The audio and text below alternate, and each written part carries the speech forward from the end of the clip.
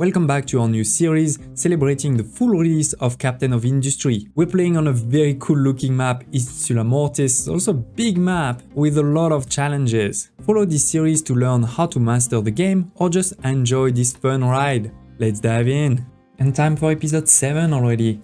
A quick recap of the last episode. The main things that we did is we completely revamped the copper production. Now we have an amazing copper production over here, where we're only using half, but we can quickly upgrade to more.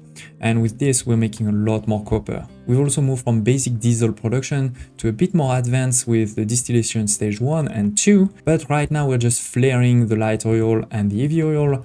I definitely want to do something about this. That doesn't seem right to me. We've also finished the bridge over here, so we have access to limestone now. It's not perfect because there's still a lot of water around, but it's definitely better than nothing. And over here, we're really starting to mine deeper to make a really underground mine. Don't hesitate to check in the video description below if you want to see the full playlist, if you have any questions on the previous episodes. And before we dive into the actual episode, a couple of quick tips I wanted to share with you is don't hesitate to pause your lab equipment. And for sure, if there's no more research that you want to do, pause them, because this way it won't cost you any Unity. But also, as soon as you've done a couple of research that you haven't started to use yet, it's probably time to pause this. And related to that is don't try to overexpand too quickly. It's not because you've researched something that you need to build it as soon as possible. You need to make sure that you have good balances on everything, that things are going up before you start, developing too many new things. So that is why I've paused all 3 labs, and with this Unity, I can use this Unity, for example, to reduce my fuel consumption. Another one is at the beginning of the game, I was putting all my mining towers over here. It was simple to manage them all at once. Now that we have unlocked advanced logistics where we can decide what are the export and import routes, I suggest you stop doing this, because when you do this, your trucks are going to come back over here instead of staying close to the mine. So rather now put them a bit closer to the mine like I did over here. This is a new tower where what is happening? Basically in this tower, this is my tower for coal over there, right? Or in the future we can make it bigger, but for now it's focusing there. And what I'm saying is export route. I have clicked over here and selected this. What it does is that all of these trucks, when they get coal, because this is a coal storage, they can only deliver it here. There's nowhere else that they can deliver. They have to deliver it there. So if they found coal, they're going to deliver it here. If they find dirt or slag or something else, they're going to deliver it anywhere that is available. Now, I could also select several. For example, I could say you deliver the coal there, and then the dirt, you're going to put it there.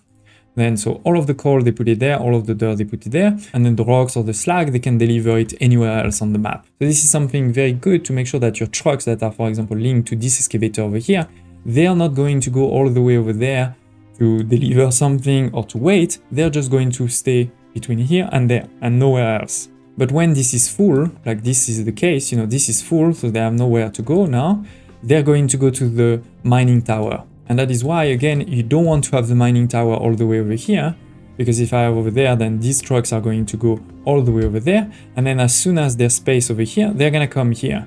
So it's a lot of lost space versus if I just put it like this, then these trucks wait over here. And when this is not full anymore, they will just deliver over there.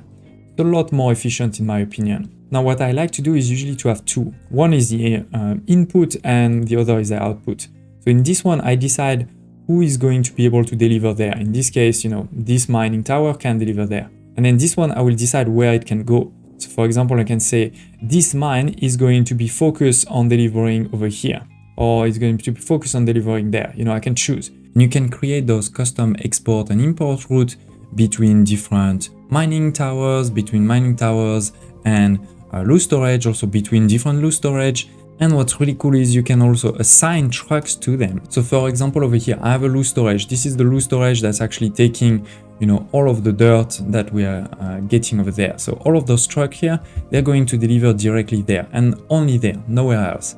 Then this dirt just flows directly into this one. And in this one, I have 2 trucks assigned. You can see the purple light around the truck. This means this is the truck that, is linked to this. You can, by the way, also click on this and then it will go directly to this pickup or to those 2 pickup in to be more precise. And yes, in this case, I have actually an export route saying this can only deliver there. It delivers into this mining tower, and then this mining tower are sort of the job of filling out this hole over there. So hopefully with this you understand a bit better those custom routes that you unlock with advanced logistic research over here. But if not, don't hesitate to put any question in the comments below or on my Discord community. Then so far, a lot of our water has been coming from those 4 rainwater harvesters. And this is a very low production, right? We're talking about less than 4 per minute. So that is not sustainable, especially if I want to have irrigated farms, those type of things. But we were also making some water over here, right? Using those basic distillers to change the seawater into actual water, using a bit of coal. So far, I've had half of it paused, but now I actually unpause, this one, the seawater pump over here, and also this basic distiller. Then I added over there a pipe balancer. The priority is out this way. We need to make sure there's water for the actual steam, right? This is where we're getting our electricity. Without that, we would be in big trouble, obviously. But then if we have, if this is full like this is right now, then the rest can flow into this other one. And this other one has on for the truck output, meaning trucks can come and get water if they need to. Versus on this one, it is off. I don't want them to take any water. So with this, we have a bit more of water production, which can be used for the rest of our city. Talking about water, we currently use it in this boiler, right? This is how we're making our steam for the distillation stage 1 and stage 2. But you may remember in the previous episode, I said this is not very optimized because now we're flaring all of this heavy oil and light oil instead of doing something with it. So I built this boiler gas, which will enable us to burn this heavy oil and light oil to make some steam. The idea being that any of this heavy oil and light oil that we get should get into this boiler, and then when we have enough, this will create some steam, and this steam should be used in priority versus this steam over here. So that boiler doesn't have to work all the time. It is definitely still necessary. We're not at the right ratio to produce enough to forget about this one, plus you need this one to actually kickstart the whole production. But yeah, we are going to have priorities to make sure that this works. So first of all, I have a pipe balancer over here, which has a priority on this line, making sure that, all of the heavy oil and light oil goes into the boiler. But just in case this would be full, I also have, this exit over there into one flamer. Then by the way, over here, I have 2 of those smokestacks, because if you look over here, this is 90 and this is 72. So you may be in trouble if you only have 1. Now, the only thing we do need to do to make sure that this works is change some of the direction of pipes, because right now, all of the heavy oil and light oil is going this way. So basically, we're going to press here to toggle the direction to make it go the other way around. And this one is actually not needed anymore. This is not needed anymore. Same over here. Let's toggle the direction. And I think it should be fine. So let's build that. It does require also a bit of water, so that's why I have this line there. And then, as I said, we're going to create some steam. So we need to send the steam the other way, this side. But we also need another pipe balancer. In this case, the priority is not in terms of the output or the out, it's in terms of the input, right? We want this gas that's coming from this gas boiler to be the priority. So that's why you have priority over here over the gas that's coming from this boiler. And then we need to delete just this line there, build this. And I don't think we need to change any directions because basically this is going there. This is already the right direction. Yeah, I think we're good now. So let's see. Here it is. We have some heavy oil and light oil coming into this one, filling this slowly but surely. And now we have some first gas that can go this way. Perfect. So now this is slightly more efficient. We're still dumping the sour water, but at least we're doing something productive with the light oil and heavy oil. It's not perfect either. We can do even better in the future, but that's a good start. In the meantime, we continue to look at the map. I have discovered over here the quartz mine. Again, not really the one I was looking for, but it's better than nothing. We have also discovered on the map the radar system, which is a prerequisite for ship bridge level 2, but there's another prerequisite which is lab level 3, so we're definitely not ready for that one. Going back into our amazing coal mine, we're making some progress, and we're actually extending the walls. As you can see, I've extended over there and over here. This is based on where the resources are, sort of. And as you can see, I actually wasn't quick enough to put this one over here. So some of the ground fell. We can fix that in the future. But it's a good way for me to show you this. Going into your building, so far we've been using the long retaining walls. But if you only put those walls, you know, over here, this is not gonna connect. So in this case over here, we could have used a corner. In this case, we would have placed it like this, where we have those two lines over here, which are connected to a wall, and these ones are, you know, what I would call straight soft line. Right? There is nothing connecting to them. But the retaining wall cross is actually the same cost. You can see it's 620, 620. So I prefer to put this one because this way I can also connect walls on the other if ever needed. And there is the last one, which is the T-crossing. But once again, this is the same cost, so better to just put a cross one. Then over here, you can see this red and yellow warning line at the bottom. This means we are at the lowest level that those walls will support. If I start digging even deeper, I mean, right now we are at -2. If I go to -3, then these walls are going to crumble. They are going to actually get broken. So concretely, what does that mean? Does that mean we are stuck over here? No, it doesn't. Don't worry. We can go deeper, but the way we're going to go deeper is with additional walls. So for example, if I take this over here and now I say, let's go deeper, you know, for example, like this. What I'm gonna do is I'm gonna put now new walls. So the soil that is over here will stay at this level and those walls are not going to crumble, but then we can go deeper with these additional walls. But we also don't really need to do that right away. We still have quite a bit to dig before. And talking about digging, look at this. It's beautiful. So many working so hard. A lot of trucks. It's going at full productivity. Love it. Now let's talk a bit about terraforming. I told you in the previous episode, we wanted to start terraforming over here, make this flat for a city. And we also wanted to fill out this, let's call it a lake, this small lake, make it, you know, a bit straight. So let's look at the progress. Well, first of all, our city over here, this is done. As you can see, this is completely flat. And therefore we can, without any problem, put more cities if we want. In the future, we'll put also over there, of course. But for now, we have a lot of unemployment, a lot of workers, right? We don't really need to expand.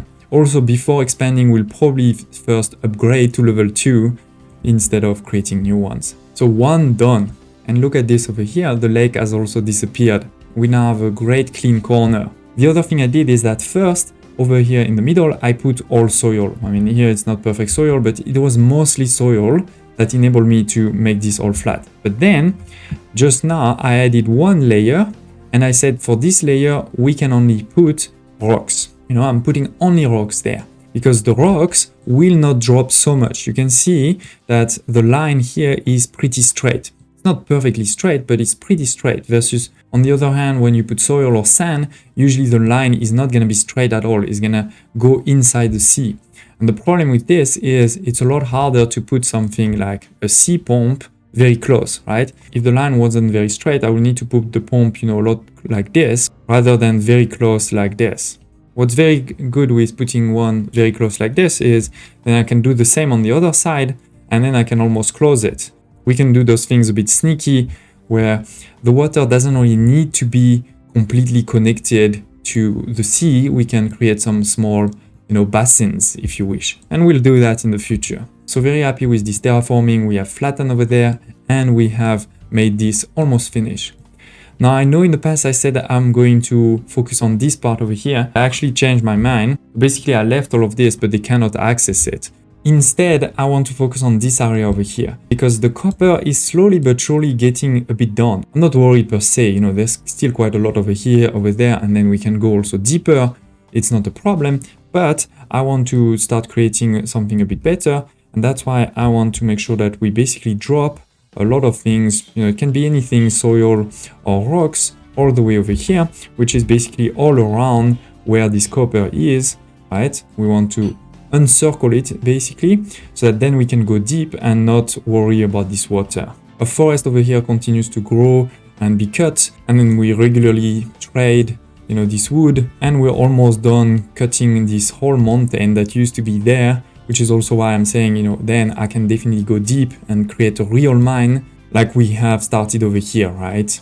You may see that we are pretty good on resources. I mean, coal, we have almost 3,000. Parts, we are now above 1,000. Gold parts also increasing, almost 1,000 of diesel. So slowly but surely, I've also been increasing the storages. You know, these are all level 2 storages. Here too, we have a level 2 there, 2 level 2s. Those 2 are level 2. Bricks are level 2. So I've basically been following the advice that I gave at the beginning of this episode of sometimes it's good to take a breath. Don't go too quickly to the new research, the new buildings that you've unlocked, but make sure that your bases, that your foundations are strong. And that's, again, what I've been doing. The only one where it hasn't happened so much is on food. So let's look at it. I mean, we have unlocked a long time ago now the irrigated farms. Let's make sure that we do them. It is going to cost us some resources, but we have that. By the way, to upgrade, you can press I and then click on all of them. There it is. Those farms are upgrading into irrigated farms. Right now, we're producing 5.4 and 5.6. Let's see what happens now. So what has changed? Well, basically not much, because the production, as you can see, is still the same. But what we have now is an irrigation tank. So instead of relying only on the rain, right now we just had some rain. So there was some rain in the soil and it was good. But there were some years where I didn't have rain at all, and then we would lose a lot of productions. You know, our crop will die basically without water. Now with this irrigation tank, we can make sure that this never happens. By the way, those irrigation tanks are these new buildings at the bottom of there. This is also for the fertilizer, but we are not producing fertilizer yet. In terms of water, we could use, our increased production of water over there.